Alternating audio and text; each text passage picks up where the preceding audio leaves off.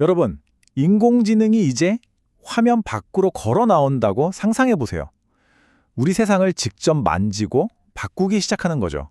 이게 바로 피지컬 AI 이야기인데요. 오늘 이 시간에는 로봇이 우리 곁을 걷게 될 그 미래의 규칙이 바로 지금 어떻게 쓰여지고 있는지 그 놀라운 현장으로 여러분을 안내합니다. 자, 그럼 인공지능의 다음 무대는 어디일까요? 바로 우리가 발 딛고 서 있는 이 물리적인 현실 세계입니다. 지금까지는 생각하고 또 글을 쓰던 AI가 이제는 직접 움직이고 행동하는 피지컬 AI로 진화하고 있는 거죠. 지금 보시는 이 그림이 AI가 어떻게 발전해 왔는지를 딱 보여주는데요. 처음엔 세상을 보고 듣기만 하던 인식 AI에서 글과 그림을 척척 만들어내던 생성형 AI를 거쳐서 마침내 현실 세계에서 직접 임무를 수행하는 피지컬 AI의 시대가 열린 겁니다. 그러니까 이제 가상세계에만 머물던가 아니라 진짜 우리 현실 속으로 들어왔다. 뭐 이런 얘기입니다. 이게 더 이상 무슨 공상과학 영어 속 얘기가 아니라는 거예요. 지금 화면 보시면 왼쪽엔 테슬라가 공장에서 로봇을 쓰고 있고 오른쪽엔 보스턴 다이내믹스의 아틀라스가 거의 뭐 사람처럼 움직이잖아요. 이게 그냥 우리 기술 이만큼 대단해 자랑하는 게 아니라 지능을 가진 기계가 우리 현실에 얼마나 바짝 다가왔는지를 보여주는 아주 상징적인 장면이라고 할 수 있겠죠? 피지컬 AI가 그냥 기계랑 다른 점이 뭐냐면요. 이 문장의 핵심인데 바로 스스로 판단하고 행동한다는 거예요. 우리가 매일 타게 될지도 모르는 자율주행차나 공장에서 사람과 함께 일하는 휴머노이드 로봇을 한번 떠올려 보세요. 이건 정말 우리 일하는 방식, 살아가는 방식 자체를 완전히 바꿔놓을 수 있는 그런 거대한 변화의 시작이라고 봐야 합니다. 자, 바로 이 지점에서 우리가 던져야 할 질문이 생기는 거죠. 이 강력한 기술을 과연 어떻게 해야 안전하게 관리할 수 있을까? 여기서부터 이야기는 기술에서 법과 제도의 영역으로 넘어갑니다. 그래서 이 새로운 시대를 대비해서 법적인 틀을 만드는 데 가장 발빠르게 움직이는 나라 중 하나가 바로 한국인데요. 오늘 한국의 사례를 좀 자세히 들여다보겠습니다. 그 해답을 찾기 위한 한국의 노력이 바로 이 인공지능 기본법에 고스란히 담겨 있습니다. 말하자면 피지컬 AI 시대를 맞이하는 국가 차원의 첫 번째 공식적인 청사진, 뭐 그렇게 볼 수 있는 거죠. 이 타임라인을 보시면 진짜 놀라운데요. 이게 무슨 먼 미래 얘기가 아니라 바로 지금 우리 눈앞에서 벌어지고 있는 일이라는 겁니다.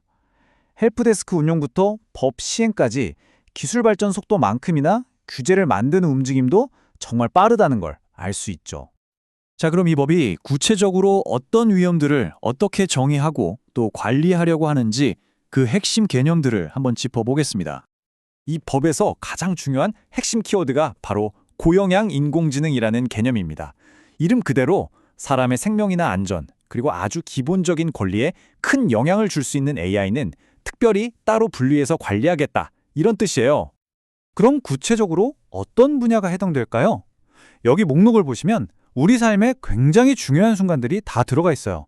예를 들어서 AI가 내 병을 진단하고 내가 받을 대출을 심사해서 거절하고 심지어는 회사 면접에서 나를 떨어뜨릴 수도 있다는 거죠.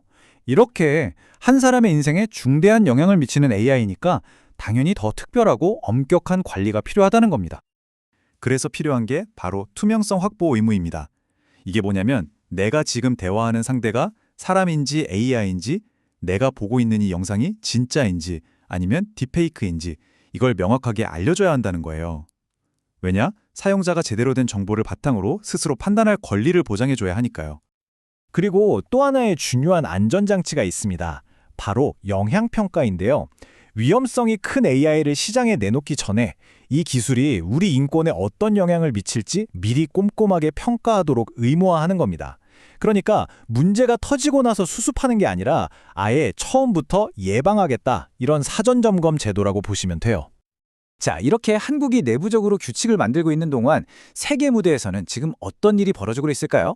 사실 이건 훨씬 더 큰 그야말로 국가의 자존심이 걸린 거대한 기술 경쟁의 한가운데 있는 이야기입니다. 이 기술 전쟁의 최전선에 있는 기업 중 하나가 바로 중국의 화웨이입니다. 화웨이는 이제 단순히 통신 장비 회사가 아니죠. 자율주행, 스마트 팩토리 같은 피지컬 AI의 핵심 분야에 정말 막대한 돈을 쏟아부으면서 기술 패권에 도전하고 있습니다. 그리고 이 한마디가 지금의 상황을 모든 걸 압축해서 보여줍니다. 중국은 더 이상 한국을 추격하지 않는다.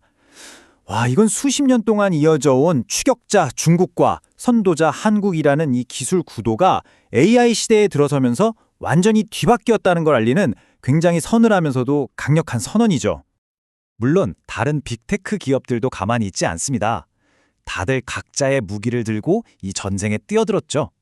아마존은 자기들의 거대한 물류 창고를 로봇으로 채우고 있고, 테슬라는 아예 자동차 공장에 휴머노이드를 투입하고 있어요. 또 엔비디아는 이 모든 로봇의 두뇌가 될 개발 플랫폼을 장악하려고 하고, 구글은 가장 똑똑한 학습 모델로 승부를 보려고 합니다. 목표는 단 하나, 바로 미래 로봇 시장의 최종 승자가 되는 거죠.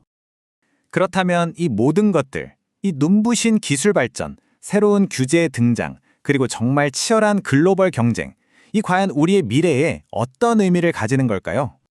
이제 휴머노이드 로봇은 그냥 신기한 제품이 아니라 한 국가의 기술력을 총동원한 상징 같은 게 됐습니다. 기계, 센서, AI, 배터리, 모든 최첨단 기술의 집약체니까요.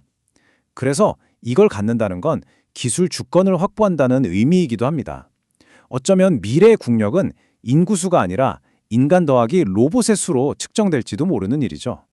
147배. 이 어마어마한 숫자가 대체 뭘 의미하는 걸까요? 바로 앞으로 10년 동안 휴머노이드 로봇 시장이 성장할 거라고 예상되는 수치입니다. 147배. 정말 상상하기조차 힘든 숫자인데요. 이건 우리가 앞으로 맞이할 변화의 속도와 규모가 얼마나 거대할지를 보여주는 겁니다. 우리는 지금 인류 역사의 거대한 전환점, 바로 그 위에 서 있는 셈이죠. 자, 오늘 우리는 피지컬 A라는 새로운 기술의 등장부터 이에 대비하는 법적인 장치들, 그리고 그 뒤에 숨어있는 숨가쁜 글로벌 경쟁까지 한번 살펴봤습니다. 이제 마지막으로 여러분께 질문을 하나 던져봅니다. 인간과 지능을 가진 기계가 이 세상을 함께 공유하기 시작할 때 우리에게 다음으로 필요한 규칙은 과연 무엇일까요? 한 번쯤 깊이 생각해 볼 문제입니다.